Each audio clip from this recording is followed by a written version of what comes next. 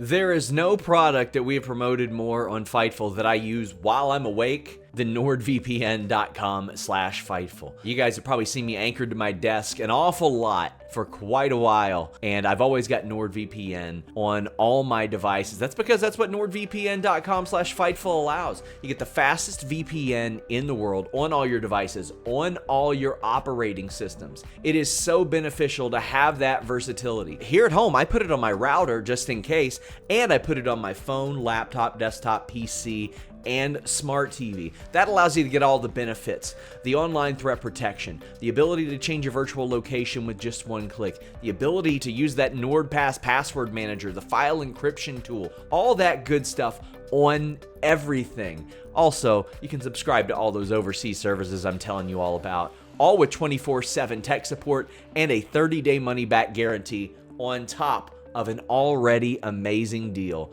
Protect yourself on all your devices with NordVPN.com/Fightful.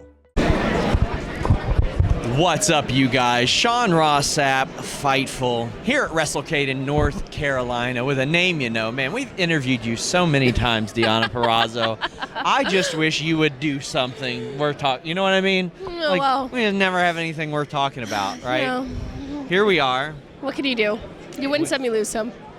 What is that? You wouldn't send me lose some. That's true.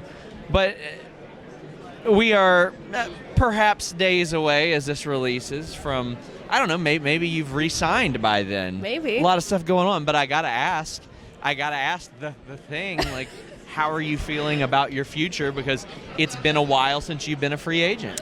It has. I feel really confident, I guess is a good way to put it. I feel like, the last time we talked about anything contract related with me, I was in a really weird place. I had just been released from NXT. I wasn't sure what my future held. And in the course of the last almost 4 years since that conversation, I feel like I've done a lot of career rehab. I've been able to obviously become a 5-time world champion. I've been able to work with obviously Impact, but AAA, AEW, Ring of Honor. Yeah. And became an ROH champion during this time. Reina de Reina's champion as well. Like, you, not only since signing with Impact, now TNA, did you do great things there, you did great things in ROH and AAA as well. Yeah, it's been incredible. So I feel like everything I've been able to do over the last 3.5 years has put me in a really great position to have some really great conversations with a lot of different people, and I feel really confident going into the new year. Now, the thing that you'll always see on Twitter, because so many people on Twitter see things in black and white, they go, oh, well, her husband's in TNA. And then they'll go, but her best friend's in WWE. Yeah. And then somebody else will chime in and say, no, her best friend's in AEW. So first off, here's what I'll ask. Rivalry for who's my best friend. Here's what I'll ask. Yeah. Which one's your best friend? Ooh, they're both my best friend.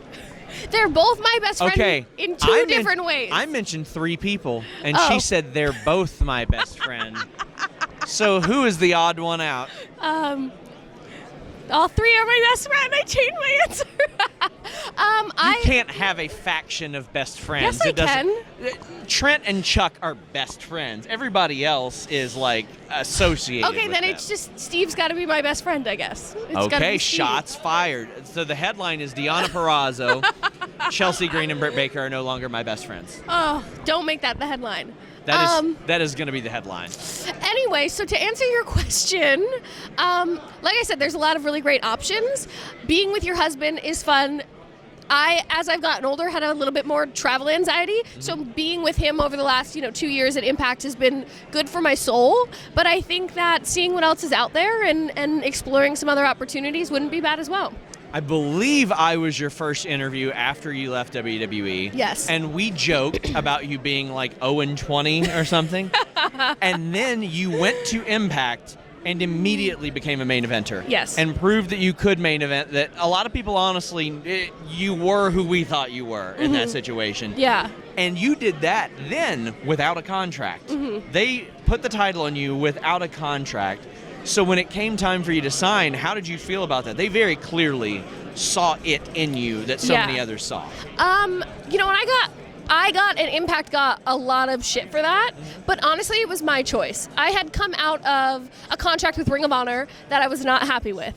went to NXT, was very unhappy at NXT. So going into this new whatever it was going to be with Impact, I was very hesitant of like, do I want to be locked down? Do I want to wrestle anymore? Like, I don't know that any place is a good fit for me. So let's just start the relationship a little trepidatious and go from there. So it was 100% of me, like, I'm not ready to sign a contract, but then it came down to, now you're the champion, we need to lock something in. But at that point, I had been with Impact for, 5 months and felt so confident that, like, this feels like home. This is a really great place for me. And I had no issues at all signing the contract then.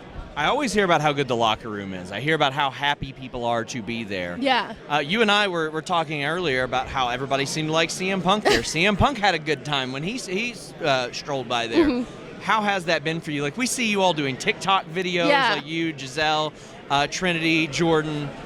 What is that experience like? And I mean, is that something that you weigh when something like this comes up? Absolutely. And even just to know that I could be leaving has been really sad for me, because I do feel like I have a family. I do feel like the locker room is the best locker room I've ever been a part of.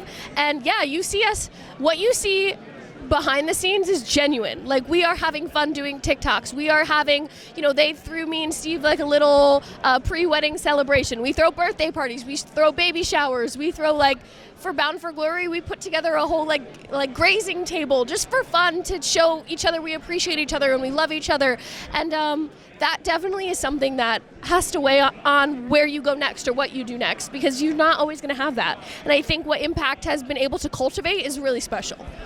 I loved that, or I loved because it's no longer a thing, your online or your on-screen alliance with Tasha Steelz. Yeah. I think she's just a phenomenal performer, mm-hmm. and she's somebody that a lot of people didn't realize that you had such rich history with. Mm-hmm. From years later. What was that like, working on screen with her?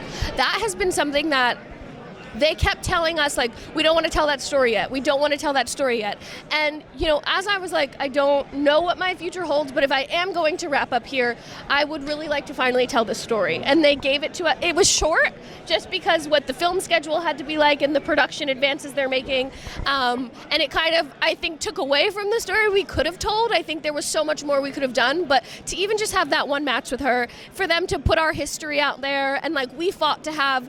while she made her entrance, they put a little blurb of pictures of us, and it was like, there's more to the story we're not going to be able to tell, so can we tell it in pictures? Can we tell it in a social media thing? Like, it was really, really special for both of us. And then, for her to obviously go over, because I won quite a bit while it was an Impact, so that's a feat in itself. And in the way she did with the stunners and stuff, not the stunners, the RKOs. Yes.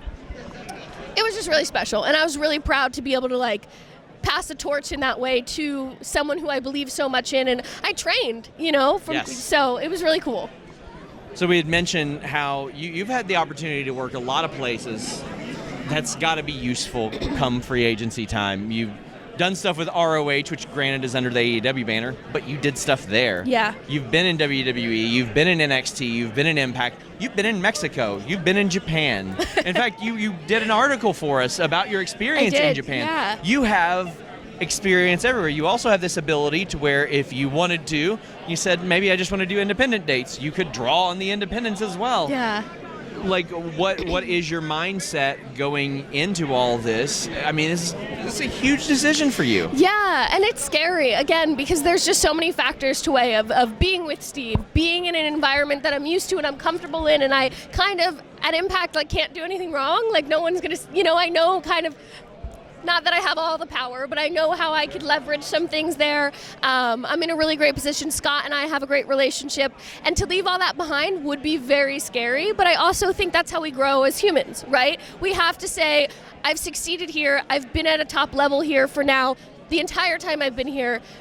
Is it time to go somewhere else? If this was the territory days, right, now would be the time to go and tell stories elsewhere. So I have to weigh that too. I'm really excited. And like I said earlier, the experiences I've had throughout my entire career, but specifically the last 4 years, have really allowed me to have conversations I didn't think I would ever be able to have with people ever again. I wasn't welcome in a lot of places when I left WWE, if we're honest. So to be able to talk to those people that I've been able to talk to has really been settling for my soul. And I just know that like I am wanted, and time heals all wounds, and that feels really good. I'm very excited. I think that 2024 is going to be the most interesting free agent year in pro wrestling history. There's a lot of us. There's a lot of you. WWE in 2019, they're like, this AEW thing is starting, 5-year deals, everybody. Yeah. They've got new media deals coming up. They're under new, a merger, so who knows how the money will be there. Mm-hmm. Impact is now TNA. Yeah. AEW's media deal is coming up. How will that affect things? And then when people go to one place, that opens up spots elsewhere. You got Will Ospreay moving to AEW.